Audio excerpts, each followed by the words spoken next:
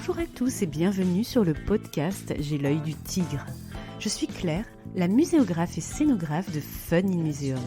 Mon métier, c'est d'aider les musées, les équipements touristiques et tous les professionnels du patrimoine à trouver des solutions pour booster, rendre waouh l'expérience de leurs visiteurs. Chaque semaine, je vous donne les stratégies, les astuces et surtout de la bonne humeur pour réinventer avec moi le monde des musées, les rendre plus fun et vraiment accessibles à tous. Alors mettez-vous à votre aise, installez-vous confortablement et c'est parti pour l'épisode du jour.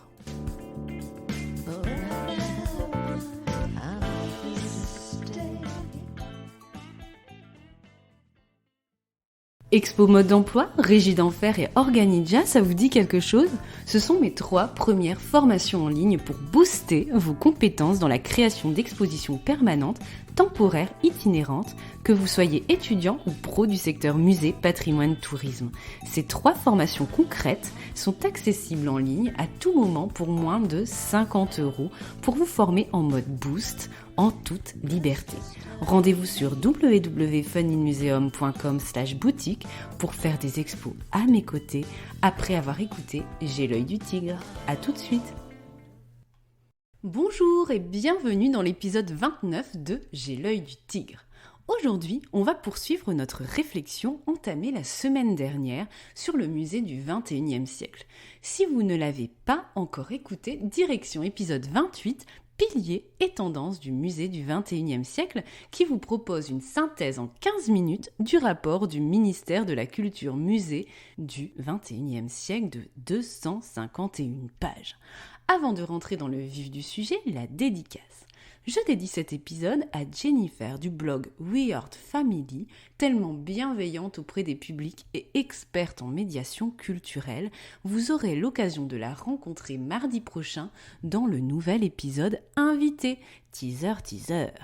Avant de parler des droits du visiteur dans ce musée du XXIe siècle, il me semble essentiel de vous faire une petite piqûre de rappel avec les quelques statistiques à ce sujet. La semaine dernière, je vous disais que 91% des Français audités en 2017 pour le rapport Mission Musée voulaient un musée plus vivant et plus convivial. Et je vous disais également que 86% souhaitaient une facilitation des accès à ceux en difficulté. Aujourd'hui, je vais vous présenter les droits fondamentaux du visiteur selon la Visitor Service Association américaine que je trouve très instructive en tant que muséographe et scénographe, cette fameuse liste des droits fondamentaux du visiteur et qui remet parfois les pendules à l'heure. Cette charte énumère les principales obligations des responsables d'exposition. On note 11 droits fondamentaux et on va les décortiquer ensemble dans cet épisode. C'est parti! Droit numéro 1. Confort. Répondez à mes besoins fondamentaux. Et oui, le confort et le bien-être, le prendre soin en premier lieu. C'est quelque chose qu'on oublie trop souvent quand on conçoit et réalise des expositions. On pense au contenu d'abord, à la médiation, aux œuvres à exposer et le bien-être du visiteur, où se cache-t-il ? Est-ce qu'on l'a fourré discretos sous le tapis ? Et donc, si vous pensez que mon épisode 15 sur comment pimper les WC était juste un pur délire de ma part ou une excentricité, eh bien non, les WC, les assises pour se reposer, le confort de l'éclairage, pouvoir se désaltérer, se restaurer avec un encas, être abrité de la pluie, pouvoir venir en poussette avec ses enfants, tout cela c'est primordial et un droit fondamental. N'oubliez pas, la semaine dernière nous parlions de musée comme un service public et une maison commune. C'est aussi important que ce que vous allez mettre dans votre expo, même si le prendre soin n'est pas votre compétence première dans votre formation aux emplois culturels. Droit numéro 2, orientation. Rendez mon parcours de visite facile et agréable. On parle bien sûr signalétique ici et facilité d'itinérance. Dites-vous toujours que même si ça vous paraît évident pour vous, ça ne l'est pas forcément pour les autres. Soignez donc la signalétique au sol, sur les murs, en hauteur, avec des pictogrammes, des codes couleurs, une assistance à l'accueil et dans tout l'équipement. Pareillement, dans une expo, n'hésitez pas à valoriser clairement des itinéraires particuliers. Par exemple, si vous vous adressez au public famille, ne vous contentez pas de mettre une mascotte minuscule rikiki sur le panneau à côté d'une manip. Les familles et l'accompagnateur ne connaissent pas forcément par cœur votre expo pour savoir ce qui est pour lui, entre guillemets. Et votre mascotte minuscule que vous avez mis ici et là, on ne va pas forcément la voir en arrivant et on ne va pas se dire « Ah oui, c'est vrai, il faut que je suive cette mascotte-là ». Créez des zones de rendez-vous famille, par exemple, avec des stickers géants au sol, pour que dès que la famille et les petits visiteurs arrivent dans l'espace, ils savent par un repère visuel clairement visible et par rikiki où se diriger par exemple. Ça fait partie d'une logique de signalétique, de service, mais aussi une signalétique expographique efficace avec une clarté des niveaux de lecture et des itinéraires spécifiques. Droit numéro 3, accueil. Donnez-moi le sentiment d'être le bienvenu. Sourire, espace accueil accueillant et non intimidant, etc. Des familles arrivent, il ne faut pas qu'elles soient regardées comme des éléphants dans un magasin de porcelaine, ok ? Et nouvel appel international, une expo. Un musée, sa vie. Alors oui, si vous proposez des manips et des dispositifs collaboratifs, le visiteur va se les approprier, peut-être même déplacer des trucs, parfois malheureusement détériorés, mais ça fait partie du jeu d'un musée vivant et interactif. Il faut juste prévoir et organiser la maintenance des dispositifs. Je le dis parce que si vous saviez le nombre de fois où on me demande d'imaginer des manips et autres jeux multisensoriels et qu'on me dit « mais Claire, le visiteur va tout toucher, ça va être dérangé, ça va bouger », eh bien oui, c'est un peu logique. Le but, c'est qu'il interagisse, ce visiteur. Donc c'est le jeu, ma pauvre Lucette. Sinon, on met un texte ennuyeux comme la pluie et là, c'est sûr, le visiteur ne touchera rien et peut-être qu'il ne jettera même pas un coup d'œil. Voilà, c'est dit. Le visiteur est bienvenu et on doit le lui montrer. Droit numéro 4. Plaisir, je veux m'amuser. Faut-il encore que je le dise ? Oui, les musées sont aussi des lieux où on s'amuse, où on rit, où c'est fun. Alors, pensez plaisir à chaque conception d'expo, d'outils pédagogiques, événements, visites guidées, etc. Le plaisir. Droit numéro 5, partage. Je suis venue passer un bon moment avec ma famille ou mes amis, se dit ce visiteur. Vous devez inciter au moment de partage. Pensez par exemple les outils de médiation utilisables à plusieurs dans un esprit d'utilisation simultanée et ou coopérative pour atteindre un objectif ensemble, réussir une mission. Quand vous créez une manip, un serious game, ne pensez pas que l'expérience se déroule tout seul, le visiteur dans son coin ou les visiteurs les uns après les autres. Pensez vraiment expérience commune et partage. Pensez les contenus et les messages véhiculés avec des questions aussi parfois pour susciter le débat entre visiteurs. Pensez à des zones photoludiques pour que les visiteurs gardent un souvenir de leur passage dans l'expo, etc. Vraiment le partage. Droit numéro 6, respect. Acceptez-moi pour ce que je suis et ce que je sais. Syndrome de l'expert, épisode 3. Comment rédiger des textes au top, épisode 20. Ou encore prototypage de votre visiteur pour répondre à ses besoins et à ses motivations en fonction de son profil, épisode 13 avec Kevin, Micheline et compagnie. Ne construisez pas une interaction sachant, apprenant dans une expo, mais préférez créer une relation horizontale avec les visiteurs en proposant un discours audible et adapté à vos cibles avec différents niveaux de lecture et modes d'apprentissage, visuel, auditif, kinesthésique. Épisode 23, si vous faites une grimace et vous vous dites « mais de quoi elle parle ?» Droit numéro 7, communication. Aidez-moi à comprendre et laissez-moi parler. On l'oublie trop souvent. Laissez une place au visiteur dans votre lieu. Il n'est pas quelqu'un qui s'invite chez un hôte. Il fait partie de votre musée, expo, château, etc. Il fait partie de l'équation. Il a donc besoin de s'exprimer, par exemple avec des murs d'expression, des appels à témoignages, la possibilité de donner son avis, etc. Droit numéro 8, apprentissage. Je veux apprendre quelque chose de nouveau. En fonction de vos publics cibles, déterminez toujours le message clé à faire comprendre à votre visiteur. Misez sur les anecdotes, la mise en histoire et le décalé. Ça marque les esprits et les cœurs toujours, ça marche à tous les coups.